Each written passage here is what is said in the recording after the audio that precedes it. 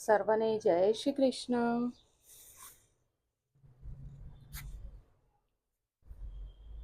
પાઠ 60માં આપણે બધું રિવિઝન કર્યું હતું. હવે આગળ જોઈશું.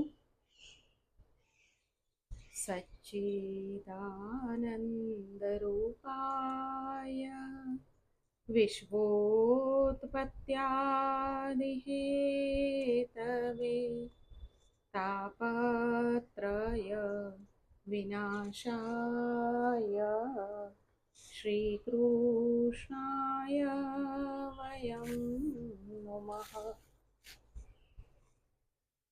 જે જગતની ઉત્પત્તિ, સ્થિતિ અને વિનાશનો હેતુ છે તથા જે ત્રણેય પ્રકારના તાપોના નાશ કરવાવાળા છે એવા સચ્ચિદાનંદ સ્વરૂપ ભગવાન શ્રી કૃષ્ણને અમે વંદન કરીએ છીએ. અગાઉ આપણે જોયું કે શુદ્ધ ભાવ રાખવો એ મોટામાં મોટું તપ છે. સર્વને સદભાવથી નિહાળજો, સદભાવ વિનાનું સત્કર્મ ફળે નહીં. મૈત્રેયજી કહે છે, મનુ મહારાજને ત્યાં 3 કન્યાઓ થઈ હતી. મનુ મહારાજને ત્યાં આપણને ખબર છે ને, મૈત્રેયજી આ બધું વિદુરજીને કહી રહ્યા છે. એમણે કહ્યું મનુ મહારાજને ત્યાં 3 કન્યાઓ થયેલી, આકૃતિ, દેવહૂતિ અને પ્રસૂતિ. કઈ 3 કન્યાઓ મનુ મહારાજને ત્યાં? આકૃતિ, દેવહૂતિ, પ્રસૂતિ. આકૃતિનું લગ્ન રુચિ પ્રજાપતિની સાથે થયેલું. દેવહૂતિનું લગ્ન કરદમ સાથે થયું હતું, એ આપણે જોયું અગાઉ. હવે એમને ત્યાં 9 કન્યાઓ થઈ હતી, તે 9 બ્રહ્મ ઋષિઓને પરણાવેલી. પ્રસૂતિનું લગ્ન દક્ષ પ્રજાપતિ સાથે થયેલું. આ સઘળી કથા મેં તમને કહી. હવે આ કરદમની કન્યાઓના વંશનું વર્ણન કરું. મરીચી અને કલાને ત્યાં કશ્યપ અને પૂર્ણિમા નામના 2 પુત્રો થયેલા. અત્રિની પત્ની અનસૂયાથી દત્તાત્રેય, દુર્વાસા અને ચંદ્રમા. અત્રિ ઋષિ હતા, એમની પત્ની કોણ હતી? અનસૂયા. અનસૂયાથી કોણ થયું હતું? દત્તાત્રેય, દુર્વાસા અને ચંદ્રમા નામના 3 પુત્રો થયા છે. તે અનુક્રમે વિષ્ણુ, શંકર અને બ્રહ્માના અંશથી ઉત્પન્ન થયેલા.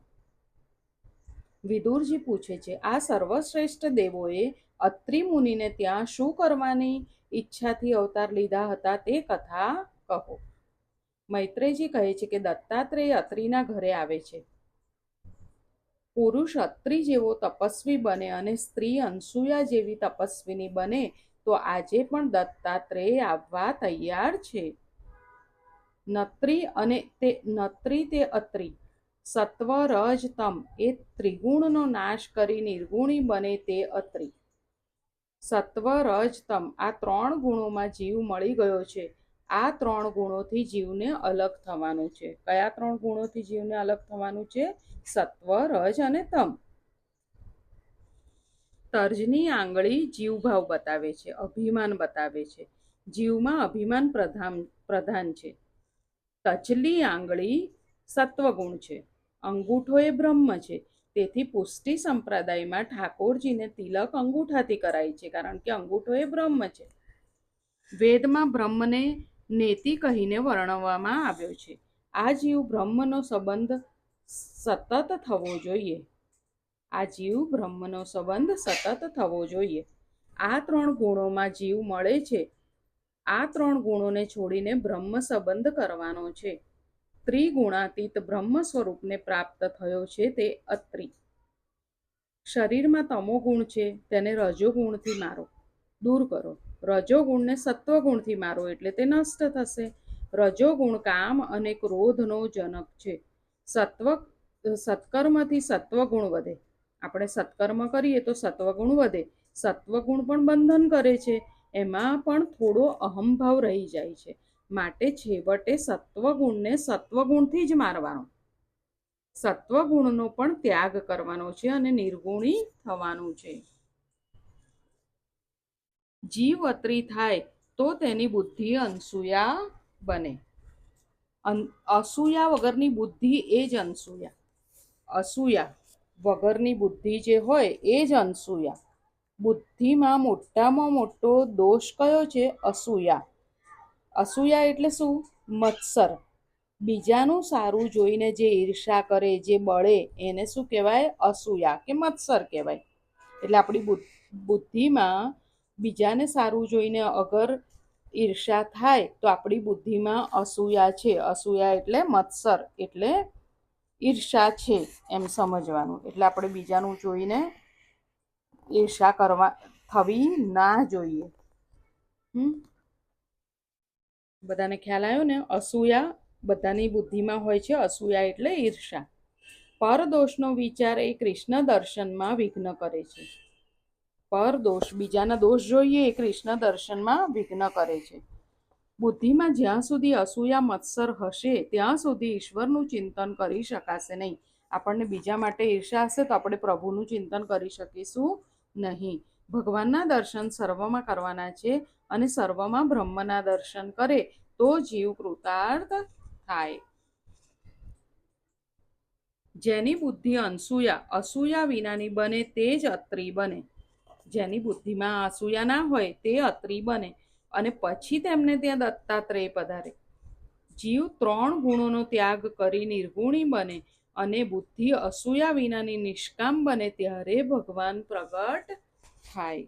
ભગવાન ક્યારે પ્રગટ થાય એ બતાવ્યું છે કે આપણી બુદ્ધિ અસૂયા વિનાની નિષ્કામ બને ત્યારે ભગવાન પ્રગટ થાય.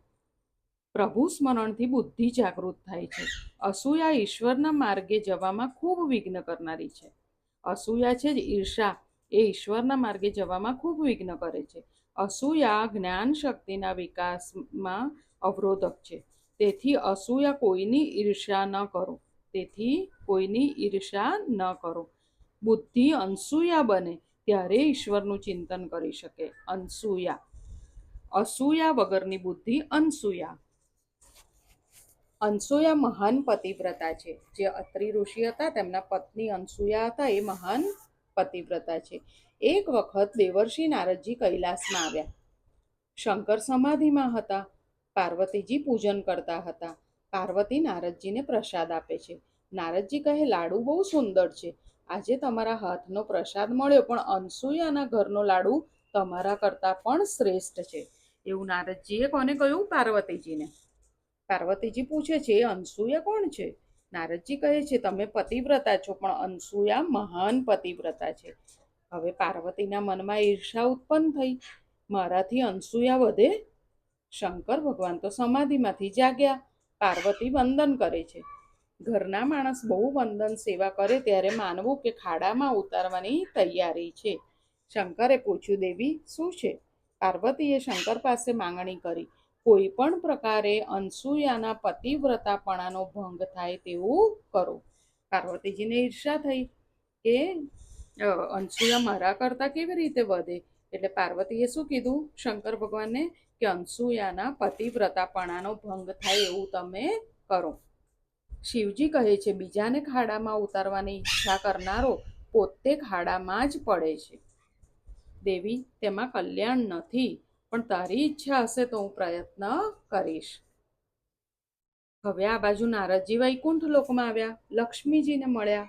તેણે નારદજીને પૂછ્યું કે કેમ આટલા બધા આનંદમાં છો?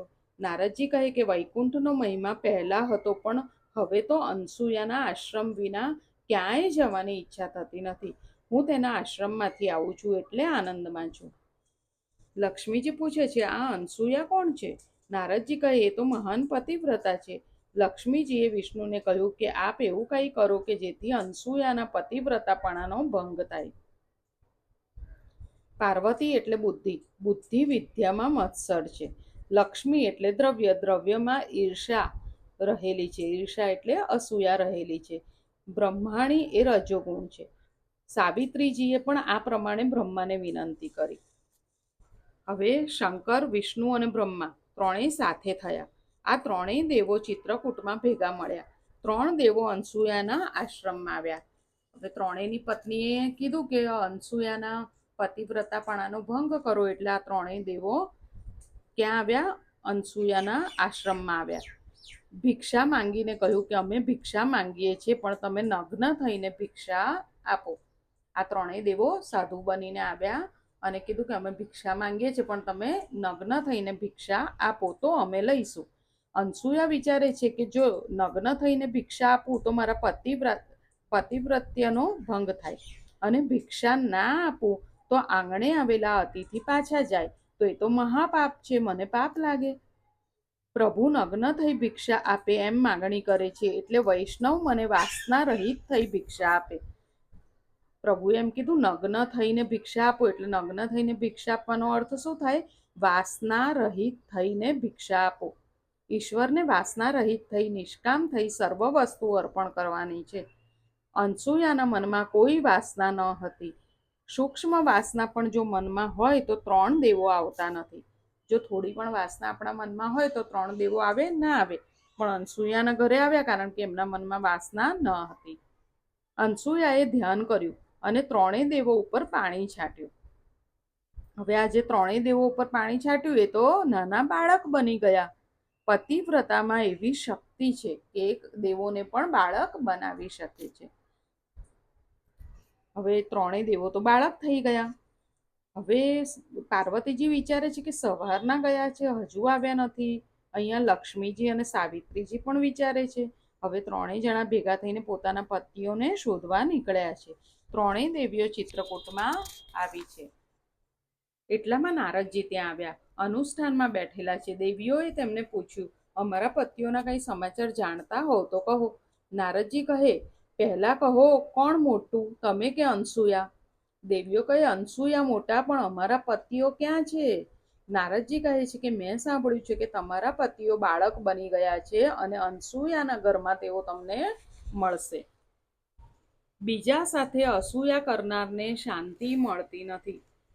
બીજા સાથે, બીજાને જોઈને જે ઈર્ષા કરે તેને શાંતિ મળતી નથી. દેવીઓ ગભરાય છે. ત્યાં જઈએ અને અનસૂયા શ્રાપ આપી દેશે તો?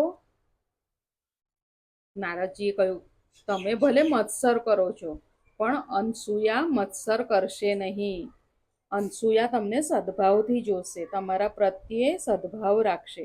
દેવીઓ આશ્રમમાં આવી છે. હવે આ 3 દેવીઓ આશ્રમમાં આવી. અનેક પ્રકારની પ્રતિજ્ઞાઓ દેવો પાસે અનસૂયાએ કરાવી છે. આજથી પ્રતિજ્ઞા કરો કે પતિવ્રતાને કોઈ દિવસ ત્રાસ નહીં આપીએ. જગતની કોઈ પતિવ્રતા સ્ત્રીને અમે નહીં પજવીએ. અત્રિ ઋષિ તેવામાં પધારે છે અને પૂછે છે કે દેવી, આ 3 બાળકો કોણ છે? અનસૂયા કહે છે કે આ 3 મારા બાળકો છે, મારા છોકરાઓ છે. આ 3 છોકરાઓની વહુઓ છે. આ 3 દેવીઓ ગઈ હતી ને, એટલે કે આ 3ની વહુઓ છે. અત્રિ કહે, દેવી આવું ના બોલો, આ 3 મહાદેવો છે. તે પછી જળ છાંટ્યું અને 3 દેવો બાળકમાંથી દેવો પ્રગટ થયા. 3 દેવોએ કહ્યું, તમારા આંગણે બાળક થઈને રમતા હતા તેવું સુખ તમને કાયમ આપીશું. હવે 3 દેવોએ ખુશ થઈને અનસૂયાને શું કીધું કે અમે તમારા ત્યાં બાળક થઈને રમતા હતા ને, એવું તમને કાયમ માટે સુખ આપીશું. આ 3 દેવોનું તેજ ભેગું થવાથી ગુરુ દત્તાત્રેય પ્રગટ થયા છે. જ્યારે આ જીવ કાંઈ લેતો નથી ત્યારે પરમાત્મા તેને પોતાના સ્વરૂપનું દાન કરે છે. હા, ખાસ યાદ રાખવા જેવું છે કે જ્યારે આ જીવ કાંઈ લેતો નથી ત્યારે પરમાત્મા પોતાના સ્વરૂપનું તેને દાન કરે છે. માર્ગદર્શન ગુરુ કૃપા વગર મળતું નથી. ગુરુ દત્તાત્રેય માર્ગદર્શન આપનાર છે, તેથી તેનો જન્મ માર્ગશીર્ષ માસમાં થયો છે. પહેલા અધ્યાયમાં કર્દમ ઋષિની કન્યાઓના અંશનું વર્ણન કર્યું. દક્ષ પ્રજાપતિ અને પ્રસૂતિને ત્યાં 16 કન્યાઓ થઈ છે. દક્ષ પ્રજાપતિ અને પ્રસૂતિ હતા, એમને ત્યાં 16 કન્યાઓ થઈ છે. તેમાંથી 13 તેમણે ધર્મને, 1 અગ્નિને અને 1 પિતૃગણને અને 16મી સતી, જે 16મી કન્યા હતી સતી, તેને શંકરજીને આપી છે. ધર્મની 13 પત્નીઓ બતાવી છે. જે ધર્મ છે, ધર્મની 13 પત્નીઓ છે. કઈ? શ્રદ્ધા, દયા, મૈત્રી, શાંતિ, પુષ્ટિ, ક્રિયા, ઉન્નતિ, બુદ્ધિ, મેઘા, સ્મૃતિ, તિતિક્ષા અને મૂર્તિ. ધર્મના 13 લગ્નો થયા છે. આ 13 ગુણને જીવનમાં ઉતારે તો ધર્મ તેને જરૂર ફળે છે. આ જે 13 આપણે નામ બોલ્યા કે ધર્મની 13 પત્નીઓ છે, આ 13 ગુણો અગર આપણા જીવનમાં ઉતરે તો ધર્મ જરૂર મળે. આ 13 ગુણો સાથે લગ્ન કરશો તો પ્રભુ મળશે. કયા 13 ગુણો છે?